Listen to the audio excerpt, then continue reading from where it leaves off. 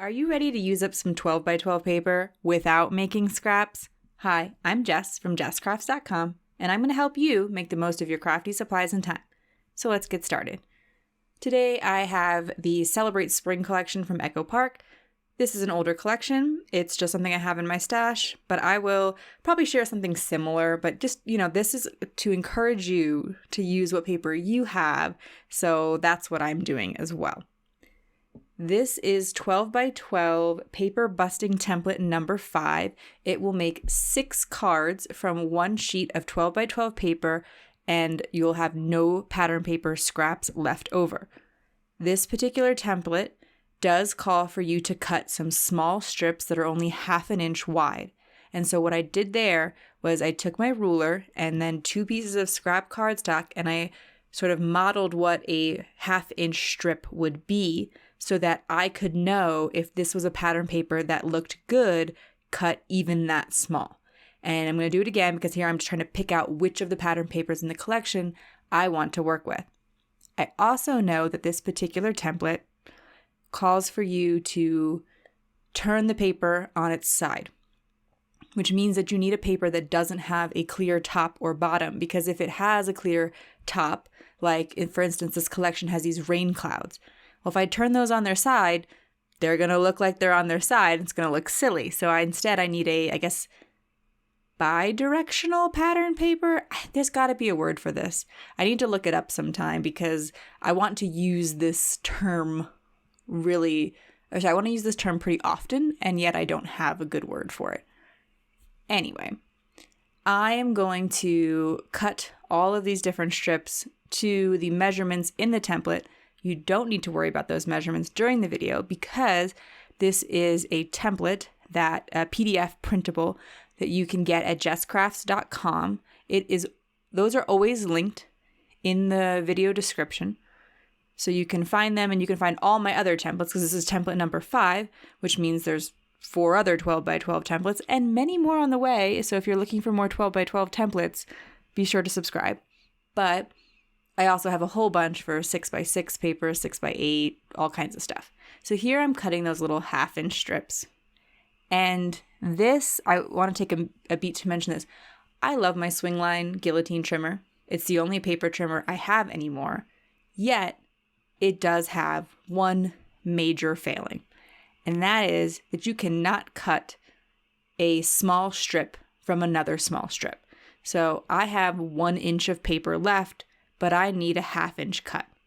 I can't do that on this trimmer because eventually you run into that green bar that is, kind of keeping your fingers away from the blade. And so what I need to do instead is just use my scissors to cut some of these tinier strips when that happens. It's a bummer, but the overall cost of this trimmer and is how much I use it. I think it's great. I don't regret having it or anything like that. And most of the time, if I need a small strip, I can cut it off of a larger piece. But sometimes that's what happens. And I just like to point that out because I recommend this trimmer and I'm happy with it. It is a fault of this trimmer for sure. Next, I'm going to choose a piece of a color of cardstock to use for all of my cardstock mats.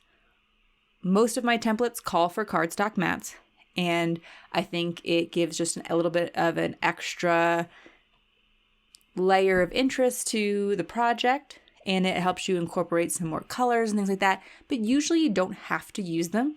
I think this is a sketch where you probably could skip them if you wanted to, but you're going to have a lot more space between your elements if you choose to do that. I picked this blue. There is a slight amount of blue in the side of the paper that has all of those circle flower things. I think they're not quite flowers, but they're supposed to kind of remind you of flowers. But I pulled this out because I actually think that it provides a pretty significant contrast. It's very different than the pattern paper, and it pulls out a minor color in the pattern paper. And I like that makes it stand out rather than choosing something very matchy-matchy or very neutral. I do sometimes choose neutral, and I think sometimes that's great. what I'm doing here is I'm taking all of my little pieces, because again, I have those little tiny 1/2-inch strips and all that, and I'm putting it inside of a binder pocket. I found this particular one on Amazon. There are many out there, and you may even have something in your craft room or your house that will work well already. I just like those because, as you saw there, I could really shake it up and I didn't lose any pieces. The other thing is, when I cut all of my cardstock, I had these teeny tiny strips left.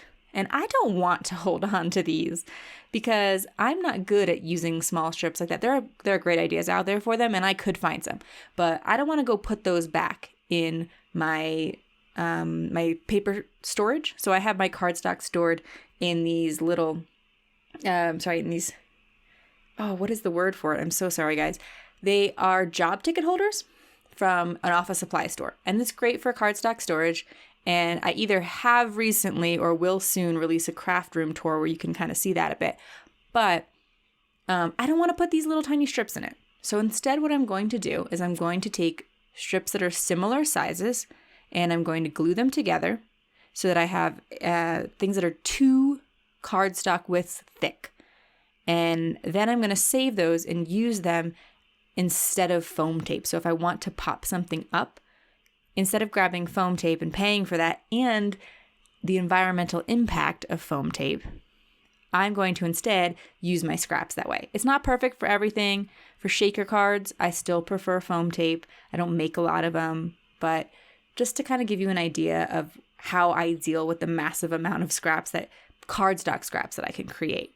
Because I do all this no pattern paper scrap thing, but you're probably going like, okay, yeah, but you are creating cardstock scraps. And that's one thing that I do with them. And you'll also see here that for some of the bigger scraps that I had left, I'm going to cut some word dies out of the same cardstock that I used for my cardstock mats here. Okay, so now this particular sketch calls for you to line up this large piece in the top half of the card. So you're going to try to line it up against the corner. And as you can see here, I struggle with that. It is not super easy for me to get that perfect. And a lot of times I will then like trim the card base.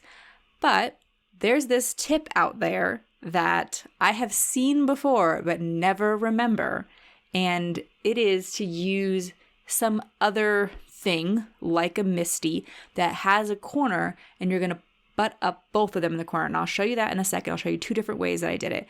But here I'm just assembling the rest of the card according to the sketch, and the sketch is also included in the PDF, so you'll know exactly how I suggest assembling them, but you can do whatever you want. So here I have my waffle flower stencil mat, and it has a little, corner there that has a bit of a raised edge, and I can butt up my card against that corner, and then also the pattern paper, and that makes it so much easier and so much faster. And again, I did not come up with this tip. I've seen Kathy Zilski do it, but I think she may have gotten it from somewhere else. So some very smart person realized that this was the way to make this a whole bunch easier.